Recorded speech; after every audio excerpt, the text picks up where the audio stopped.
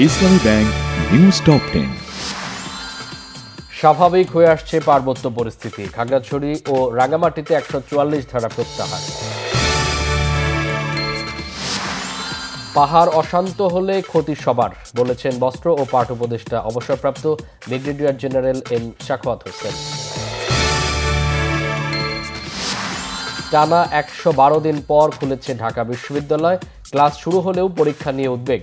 সামনে বড় ধরনের চ্যালেঞ্জ দেখছেন ভিসি অধ্যাপক নিয়াজ। কাল নিউ ইয়র্ক যাচ্ছেন প্রধান উপদেষ্টা ডক্টর মোহাম্মদ ইউনূস। জাতিসংঘের সাধারণ অধিবেশনে বৈঠক হবে প্রেসিডেন্ট জো বাইডেনের সাথে। অন্তর্বর্তী সরকারের প্রধান উপদেষ্টা অধ্যাপক ডক্টর মোহাম্মদ ইউনূসের সঙ্গে সৌজন্য সাক্ষাৎ করেছেন সেনাপ্রধান জেনারেল ওয়াকারুজ্জামান।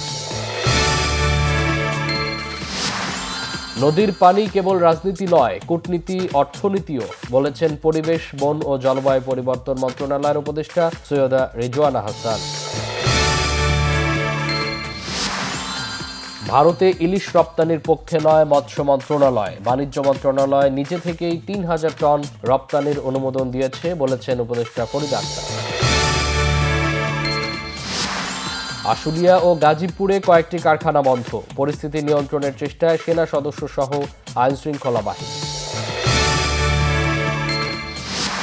শ্রীলঙ্কার প্রেসিডেন্ট নির্বাচনে কোনো প্রার্থী 50% বেশি ভোট না পাওয়ায় নতুন করে ভোট গণনা। আশ্বিন জাদেজার স্পিন তোপে চতুর্থ দিন প্রথম সেশনেই বাংলাদেশের শেষ 6 উইকেটের পতন।